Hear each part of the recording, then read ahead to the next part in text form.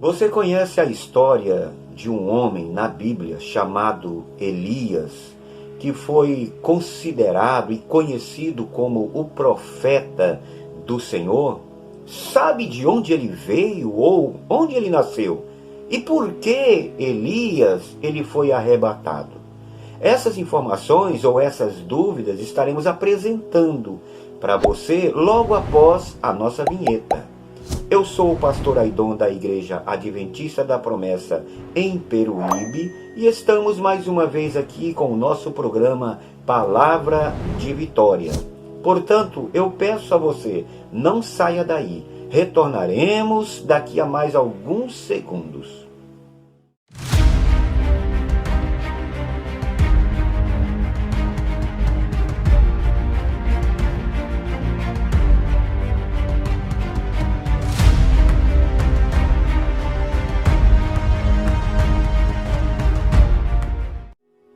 Muito bem, Deus seja louvado em sua vida, em sua casa e em sua família. Hoje estaremos trabalhando a respeito deste homem, deste profeta, chamado Elias. Mas a história de Elias aqui é uma história intrigante e ao mesmo tempo interessante, porque a Bíblia não comenta nada sobre quem era ele.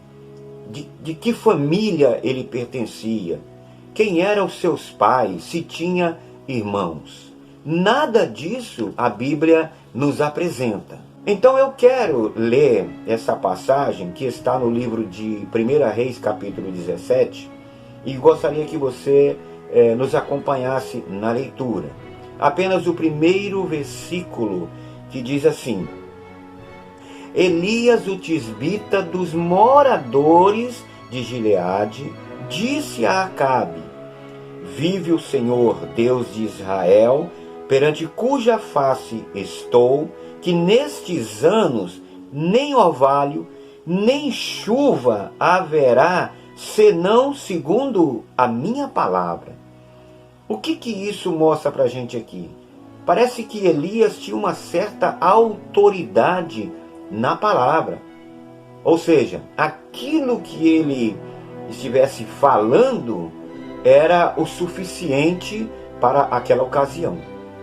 Então, Elias se aproximou de Acabe e deu um recado. Mas este recado não foi por conta própria. Este recado foi porque Deus provavelmente tocou no coração dele e o levou até a esse lugar, no palácio onde habitava ali Acabe, para que ele transmitisse o recado de Deus. Então a história começa narrando que Elias, esse tisbita, ele apareceu de repente, ele apareceu do nada e já entrou dando um recado de Deus na vida do rei. Por que Elias era chamado tisbita? Será que era porque ele nasceu em Tisbé? Ou, em uma outra versão, diz que chama ele de tisbita de Tisbi. Será que ele nasceu em Tisbé ou será que ele nasceu em Tisbi? Na verdade, Elias, nós vamos ver em seguida aqui, ele era de uma região, né, próximo a Gileade. Ele era um dos moradores, era um tisbita morador da região de Gileade. Mas por que tudo isso aconteceu? Por que Elias veio e deu esse recado ao rei Acabe? Era porque naquele momento, naquela época, o rei Acabe, ele estava tendo uma vida completamente de desobediência a Deus. Acabe estava se distanciando cada vez mais daquilo que era da vontade de Deus. E também devido ao povo de Israel, que estavam da mesma forma, tendo uma vida de desobediência, adorando e idolatrando um suposto Deus que era muito conhecido, chamado de Baal, que significava o dono, que significava também o Senhor. Baal era uma divindade adorada em muitas comunidades e justamente alguma parte ou uma parte do povo de Israel estava também agindo dessa forma. Agora, esse lugar, Tisbé ou Tisbi, Tisbé, ele ficava em Gileade. Tisbé era um riacho, que era um dos afluentes do rio Jordão. E ali próximo a esse lugar existia um povoado, uma comunidade. Então, Elias veio daquela região de Gileade, não precisamente de Tisbé. Agora, Tisbi ficava a 8 quilômetros, que algumas versões falam Tisbita de Tisbi. Então Tisbi ficava a 8 quilômetros ao norte de Jaboque, que era um lugar que ficou muito conhecido também na Bíblia, que foi onde Jacó ele travou uma luta com o anjo de Deus na tentativa de alcançar as bênçãos do Senhor. E isso aconteceu antes de Jacó ter o seu encontro com seu irmão Esaú. Mas e Tisbita? No Antigo Testamento, essa palavra, essa função, porque Tisbita era conhecido como um conselheiro espiritual. Era aquela pessoa que o povo, quando estava em problemas, quando tinha algum tipo de doença, ele se consultava com este homem, com o Tisbita, né? E aí, através da revelação de Deus, ele falava com o povo, e o povo até alcançava a cura, né? Porque o Tisbita era aquele homem que recebia o recado de Deus, e aí ele transmitia aquilo que era da vontade do Senhor ao povo. Que foi justamente isso que ele fez. Ele saiu daquela região de Gileade e foi ao encontro de Acabe por ordem do Senhor. Então, não somente era um conselheiro, mas era considerado um profeta. Então, Elias já era considerado, era conhecido como um profeta. Mas isso não está afirmando que ele nasceu naquele lugar, ou que ele morava em Tisbé, ou que ele morava em Tisbi. Dizem ali na leitura, nós vimos aqui, que ele veio da região de Gileade. O nome Elias também nos chama a atenção e é interessante, significa Jeová é Deus. Então, Elias tinha tudo a ver com Deus, inclusive o seu nome, né? Elias tem esse significado, Jeová é Deus.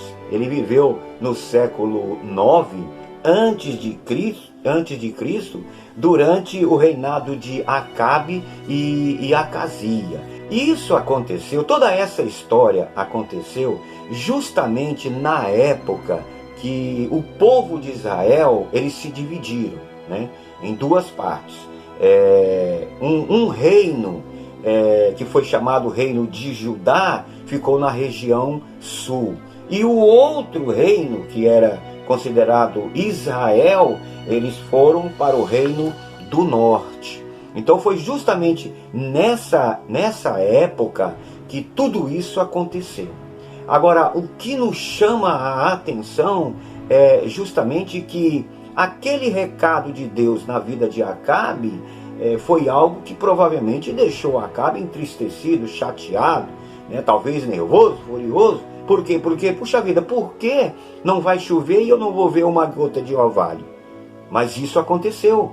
A Bíblia diz que no decorrer da história, que foram 3 anos sem o orvalho e sem chuva. Então ele ficou num sofrimento. O ministério aqui de Elias começa com muitas informações, com muitas curas, realizando milagres, enfrentou algumas batalhas dificultosas, e também ele realizou ele ressuscitou um jovem, né? Então toda esse momento de Elias, essa jornada de Elias, nos chama a atenção por todas essas coisas que aconteceram. Então, se a gente lê toda a história dele aqui no capítulo 17 de 1 Reis, a gente vai ver que foi uma jornada muito abençoada na vida de Elias, né? Então, a história então aqui termina dizendo que Elias ele foi arrebatado numa carruagem de fogo, e tinham ali os cavalos de fogo também. Mas por que Deus arrebatou Elias, transladou Elias? Tinha duas razões para Deus ter feito isso. A primeira razão foi porque Deus ele queria que Elias tivesse um sucessor. Tanto é que há uns dias atrás nós trouxemos aqui a história de Eliseu, que ficou no lugar de Elias, dando sequência ao plano salvífico de Deus. Então, a primeira coisa foi essa, é que Deus precisava fazer com que surgisse um sucessor para estar seguindo todo o trabalho e a jornada de Elias. E a segunda coisa era porque Deus queria mudar de modo a vida de Elias, que o corpo dele não sofresse ou não estivesse sujeito a enfermidades, a algumas doenças e nem tampouco a morte. Então são duas coisas possíveis porque Deus o arrebatou, tá? Então Deus tinha aqui na verdade uma missão especial para Elias, e tudo isso era o que? Era um mistério de Deus. Deus tinha projetos na vida de Elias completamente diferente daquilo que nós imaginamos. Mas que tipo de missão então, lendo a história, que tipo de missão então Deus tem na sua vida, na minha vida, em nossa vida? Por isso é fundamental vivemos ou termos uma vida de obediência plena a essa palavra, sempre fazendo a vontade do Senhor, e ter uma vida de oração, uma vida de jejum também, porque tudo isso faz com que Deus opere até milagres em nossa vida e faça com que nós tenhamos uma vida semelhante a Elias, ou seja, através das nossas orações a gente consiga realizar curas na vida das pessoas. É isso que Deus tem na vida do ser humano. É isso que Deus tem preparado para você também. Então, se você tiver essa vida de obediência na palavra dele, através da tua oração, você pode realizar a cura, até mesmo um milagre. Mas para tudo isso, precisamos ser o quê? Sermos os portadores, os emissários, para trabalhar e transmitir a verdade de uma forma clara e objetiva a todas as pessoas, a todos aqueles que estão necessitados, sendo embaixadores do Senhor, representando essa função aqui que Ele nos concede. Porque somos o quê? O que a palavra diz que nós somos? Somos o sal da terra e a luz do mundo. Então precisamos agir dessa forma. Agora, Elias tinha poder? Não, claro que não. Ele não tinha esse poder todo. Ele possuía a chave do poder selador aqui do sacerdócio, que era aquilo que ele era, pelas quais as ordenanças aqui de cura que a gente lê na história dele, as ordenanças de libertação, salvação, milagres e até mesmo aquilo que ele fez, que foi ressuscitar um jovem, tudo isso aconteceu porque Deus o quis assim. Era poder de Deus na vida dele. Então, isso se tornaram válidas aqui na vida de Elias, na terra, com a permissão de Deus. Deus é que permitiu isso.